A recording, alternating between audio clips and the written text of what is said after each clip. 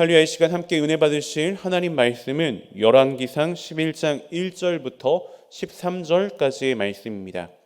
열왕기상 11장 1절부터 13절까지의 말씀입니다.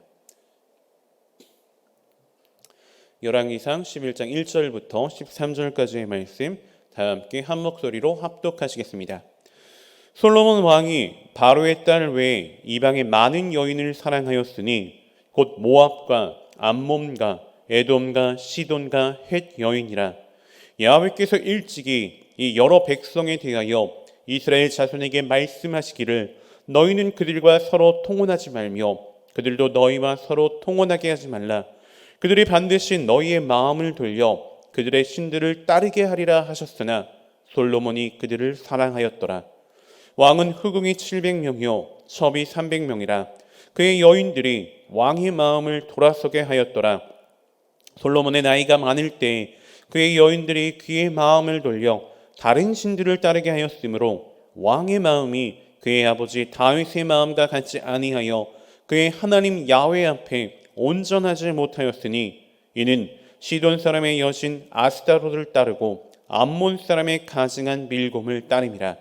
솔로몬이 야훼의 눈앞에서 악을 행하여 그의 아버지 다윗이 야훼를 온전히 따름같이 따르지 아니하고 모압의 가증한 그모스를 위하여 예루살렘 앞 산에 산당을 지었고 또 암몬 자손의 가증한 몰록을 위하여 그와 같이 하였으며 그가 또 그의 이방 여인들을 위하여 다 그와 같이 한지라.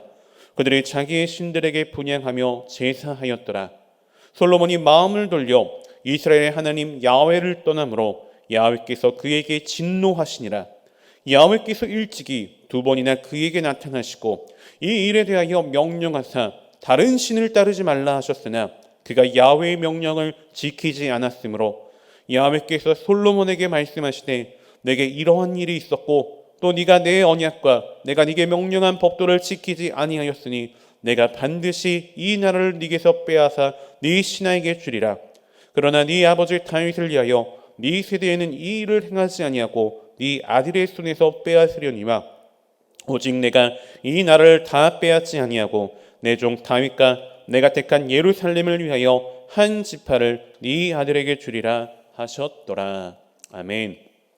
네, 저는 오늘 본문의 말씀을 근거로 솔로몬이 타락한 이유, 솔로몬이 타락한 이유라는 제목으로 함께 귀한 은혜의 시간을 나누기 원합니다. 네, 여러분, 우리는 열왕기상 10장까지의 기록을 통하여서 이상적인 왕으로서의 솔로몬의 모습을 함께 살펴보았습니다. 그런데 이제 본문에서는 이러한 솔로몬의 모습이 변해서 타락의 길로 들어서고 있는 그러한 모습을 보여주고 있습니다. 자, 그럼 여러분, 이상적인 왕으로서의 모습을 가졌던 이 솔로몬 왕이 갑자기 이와 같이 타락하게 된 이유는 무엇 때문일까요? 본문을 통해 살펴보면 솔로몬이 바로의 딸 외에도 700명의 후궁과 300명의 첩을 맞았다는 그러한 사실을 알려주고 있습니다. 그런데 그 가운데 다수는 이방 여인들로 솔로몬이 이렇게 많은 이방 여인을 아내로 맞이한 것은 무엇 때문입니까? 정략적인 이유가 있었기 때문입니다. 즉 솔로몬은 주변 국가나 또 정복한 나라의 왕 또는 유력한 자들의 딸을 아내로 맞음으로써 나라의 평화를 유지하고 나라를 강하게 하고자 했던 그런 뜻이 있었다라는 것입니다. 하지만 이러한 정략 결혼은 무엇이냐? 하나님보다 인간적인 수단을 통해서 나라를 강하게 하고 평화를 유지하고자 했던 인본주의 사상에서 비롯된 것이었다라는 것입니다. 뿐만 아니라 가나안 여인과의 결혼을 금하고 많은 아내를 두지 말라고 말씀하신 하나님의 명령을 어긴 것이었습니다. 솔로몬이 이처럼 하나님의 명령을 어기게 된 것은 그의 부와 명성으로 인해 그가 교만하게 된 까닭으로 여겨지고 있습니다.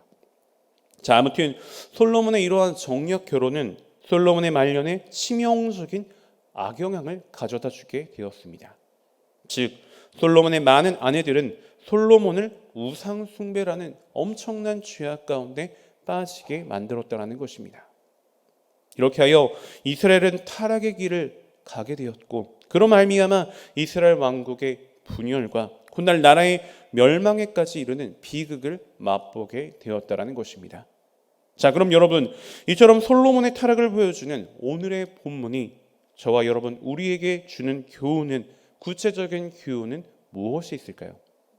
먼저 본문 열왕기상 1장 1절의 말씀을 살펴보면 솔로몬 왕이 바로의 딸 외에 이방의 많은 여인을 사랑하였으니 곧 모압과 암몬과 에돔과 시돈과 헷 여인이라고 말씀해 주고 계십니다.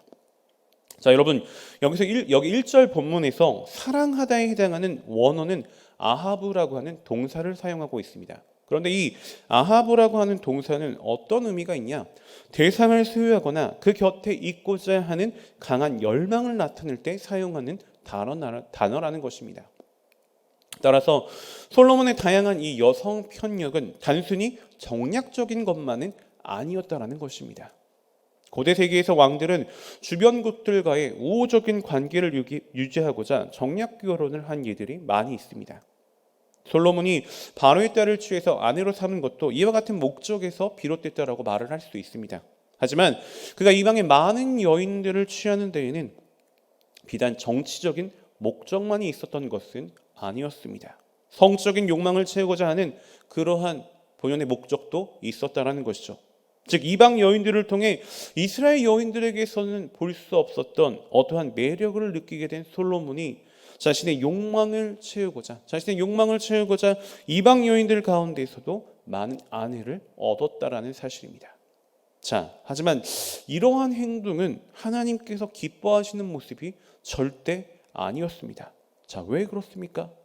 보면 열왕기상 11장 2절의 말씀을 살펴보면 야훼께서 일찍이 이 여러 백성에 대하여 이스라엘 자손에게 말씀하시기를 너희는 그들과 서로 통혼하지 말며 그들도 너희와 서로 통혼하게 하지 말라. 그들이 반드시 너희의 마음을 돌려 그들의 신들을 따르게 하리라 하셨으나 솔로몬이 그들을 사랑하였더라라고 말씀해 주고 있습니다. 여러분, 하나님께서는 일찍이 이스라엘 백성들에게 이방인과 결혼하지 말도록 금하시면서 그 이유를 분명하게 설명해 주셨습니다.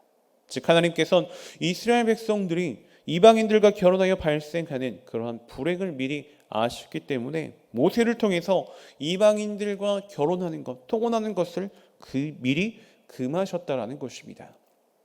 그런데 오늘 본문의 말씀을 통해 보듯이 솔로몬은 이 경고의 말씀, 하나님의 말씀을 닫아버렸습니다. 귀를 막아버렸다라는 것입니다.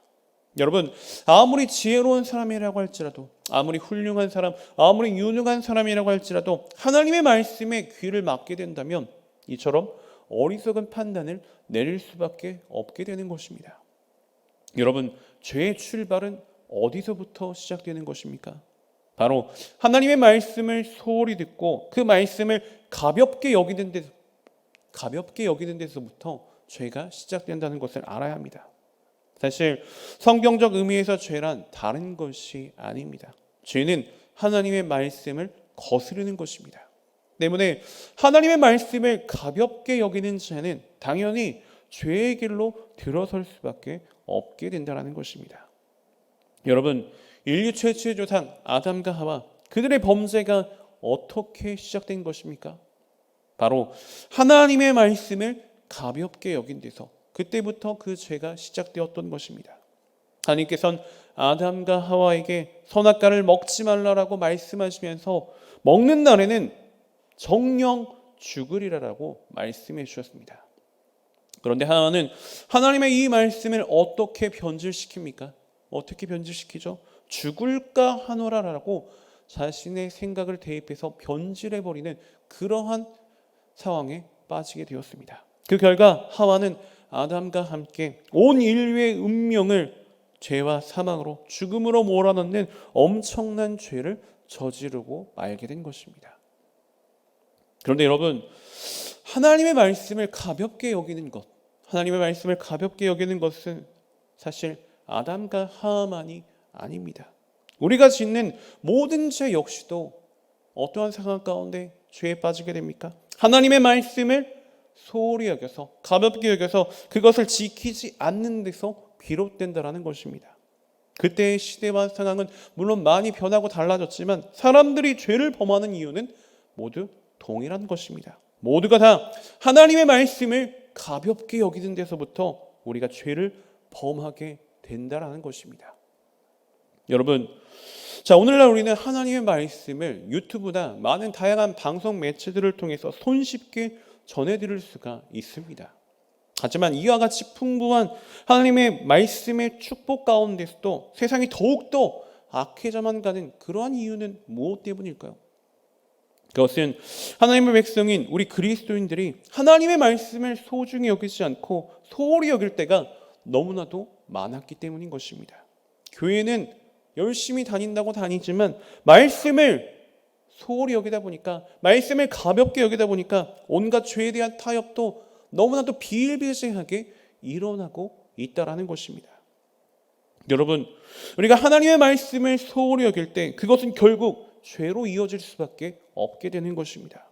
그러나 우리가 하나님의 말씀을 소중히 여겼을 때 말씀으로 사탄의 시험을 물리치신 주님과 같이 사단의 세력은 하나같이 속절없이 우리 앞에 무릎을 꿇게 되는 것입니다.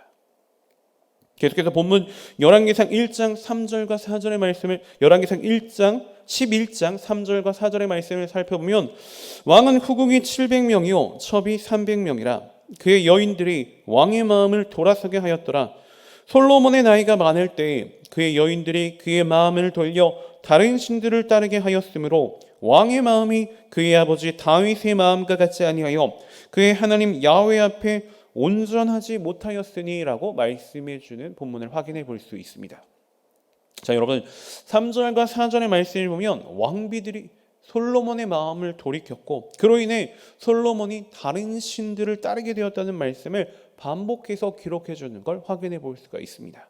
자, 그런데 여러분, 여기서 나온 왕비들은 모두 솔로몬과 가장 가까이 있었던 그러한 사람들이었습니다. 즉, 솔로몬을 타락하게 만든 것은 멀리 있는 존재가 아니라 솔로몬과 가장 가까이 있었던 친밀한 사람이었다는 것입니다. 여러분, 여기서 우리가 생각해 볼 수 있는 것은 무엇입니까? 자, 그것은 우리가 당하는 시험이나 어떠한 죄에 대한 유혹은 먼 곳에서부터 오기보다는 가까이에서부터 온다라는 것입니다. 함께하는 사람이나 친분이 두터운 그러한 사람이라고 해서 자신에게 반드시 유익만을 가져다 주는 것은 아니라는 것입니다. 성경을 보면 대개의 경우 가까운 사람들로부터 해를 당하게 되는 사례를 많이 살펴볼 수가 있게 됩니다. 여러분, 앞서서 살펴봤지만 온 인류에게 죄와 사망의 굴레를 씌운 아담의 범죄를 생각해 보면 어떻습니까? 그가 누구 때문에, 어떠한 존재 때문에 이러한 죄를 맛보게 되었나요? 그가 받은 유혹은 멀리서부터 온 것이 아닙니다. 가장 가까운 그의 아내, 그와 함께하는 아내에게서부터 온 것이었다라는 것입니다. 또한 여러분, 예수님을 한번 생각해 보시기 바랍니다. 예수님께서 이 땅에 오신 것은 무슨 목적으로 오신 것입니까? 온 인류의 죄를 대속하기 위해, 우리를 구원하기 위하여서 이 땅 가운데 오신 것입니다. 그런데 이 사명을 감당해야 할 예수님의 길을 막고 나선 것은 누구인가요? 예수님에게서 멀리 있던 사람이 아닙니다. 예수님으로부터 멀리 있던 사람이 아니라 예수님과 가장 가까운 사람이었던 수제자 베드로였습니다. 그는 예수님이 걸어가야 할 그 십자가의 길을 듣고서 그 일이 결코 일어나서는 안 된다고 하며 주님의 길을 강력하게 막으려고 했습니다. 그럼 여러분, 베드로가 이렇게 주님의 십자가의 길을 막으려고 했던 이유는 무엇 때문입니까? 어떠한 이유 때문인가요?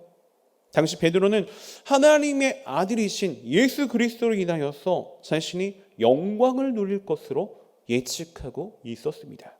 그래서 함께했던 예수님의 제자들도 주님의 나라가 건립되게 되면, 주님의 나라가 세워지게 되면 서로 더 좋은 자리에 앉겠다고 그렇게 치열하게 싸웠던 것입니다. 그런데 주님께서 이 십자가의 길을 가시게 되면 자기들이 지금까지 한 온 희생과 모든 노력들은 모두 허사가 될 것이라고 생각했던 것이죠. 그래서 베드로가 주님의 그 십자가의 길을 강력하게 막으려고 했던 것입니다. 그러나 주님은 아무리 3년 반을 동고동락하며 가족과 같은 살아가는 수제자 베드로의 말이라고 할지라도 의와 구원의 길을 막는 베드로를 향해서 다음과 같이 따끔하게 말씀하셨습니다. 마태복음 16장 23절의 말씀을 살펴보면 예수께서 돌이키시며 베드로에게 이르시되 사탄아 내 뒤로 물러가라. 너는 나를 넘어지게 하는 자로다. 네가 하나님의 일을 생각하지 아니하고 도리어 사람의 일을 생각하는도다 하시고라고 말씀해 주는 내용을 우리는 확인해 볼 수가 있는 것입니다. 여러분, 솔로몬이 그의 아내들에 의해서 하나님을 떠나고 우상을 숭배한 일이든, 또 아담이 하와에 의해서 유혹을 받아 범죄한 일이든, 또 주님께서 베드로에 의해 넘어지게 하는 말을 들으신 것이든, 이 모든 것은 한 가지 중요한 공통점이 있습니다. 그것이 무엇입니까? 그것은 모두 우리가 받는 유혹들이, 우리가 받는 미혹이 절대 멀리서부터 오는 것이 아니라는 것입니다. 대개 사단은 우리를 유혹하고 우리를 범죄하게 만들 때 그 본 모습을 제대로 드러내지 않고 우리에게 접근할 때가 참 많습니다. 그 이유는 무엇 때문일까요? 여러분, 사탄이 자신의 본 모습을 드러내면 사람들은 대개 그를 경계하고 멀리함으로써 그런 유혹에 빠지지 않게 됩니다. 그래서 사단은 어떤 전략을 사용하냐? 우리를 넘어뜨리기 위해서 접근할 때 다름 아닌 우리의 가장 가까운 사람들, 친밀한 사람들을 이용할 때가 참 많다라는 것입니다. 그래야 하면 더 쉽게 접근할 수 있고 유혹에 성공할 수 있기 때문인 것이죠. 여러분, 2019년도 영화 변신이라는 영화를 보신 분이 계십니까?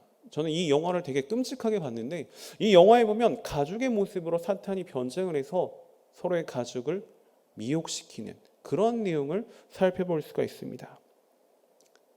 자신의 본 모습을 드러내면 도망칠 게 뻔하기 때문에 가죽의 모습으로 교묘하게 변장해서 미혹을 시키는 그러한 영화의 내용이었습니다. 여러분, 우리는 이와 같은 사탄의 관계를 반드시 기억하고 있어야 할 것입니다.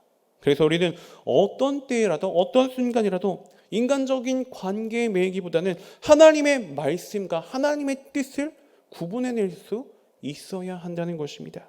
주님께서는 사람의 일에 매이지 않고 하나님의 일을 생각하심으로 끝까지 십자가의 길을 가실 수가 있으셨습니다. 우리 역시도 하나님의 뜻을 선택할 때 흔들림 없이 우리의 사명의 길을 끝까지 완수할 수가 있게 되는 것입니다.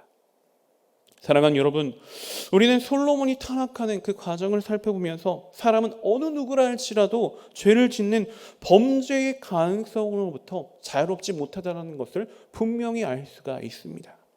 여러분, 솔로몬이 누구였습니까? 솔로몬이 어떤 왕이었나요? 하나님께 1,000번제를 드린 그런 훌륭한 왕이었고 하나님께 성전을 지어 바친 놀라운 신앙의 인물이었습니다. 그런데 그러한 그가 이방 여인들의 유혹을 받아서 타락의 길, 우상숭배라는 아주 끔찍한 타락의 길을 걷게 되었습니다. 이처럼 훌륭한 신앙을 가졌던 솔로몬도 한순간에 죄의 길에, 타락의 길에 빠질 수가 있다라는 사실입니다. 여러분, 우리는 모두가 다, 저와 여러분, 우리는 모두가 다 범죄의 가능성에 노출되어 있습니다. 이 세상에는 우리를 죄의 길로 이끌 수 있는 수많은 요소들이 가득해 있고, 그로 말미암아 우리는 조금만 방심을 해도 죄 가운데 빠질 수밖에 없게 된다는 것입니다. 그렇게 우리는 항상 주의를 경계하고 조심하는 그러한 신앙의 자태를 갖출 수가 있어야 하는 것입니다. 다 함께 베드로전서 5장 8절과 9절의 말씀을 살펴보겠습니다. 근신하라 깨어라 너희 대적 마귀가 우는 사자같이 두루다니며 삼킬 자를 찾나니 너희는 믿음을 굳건하게 하여 그를 대적하라. 이는 세상에 있는 너희 형제들도 동일한 고난을 당하는 줄을 알미라. 아멘. 사랑하는 여러분, 솔로몬의 시작은 너무나도 창대했습니다. 엄청났죠. 근데 그 마무리는 실패가 되어버리고 말았습니다. 여기서 우리가 주목해야 할 부분은 무엇입니까? 왜, 어째서 그렇게 되었는가라는 사실입니다. 그러니까 하나님의 말씀을 가볍게 여기지 않고 끝까지 하나님의 말씀을 붙잡고 그 말씀의 길로 따랐다면, 말씀을 끝까지 순종했다면 위대했던 처음보다 더 큰 결말을 맞이하게 되었을 것입니다.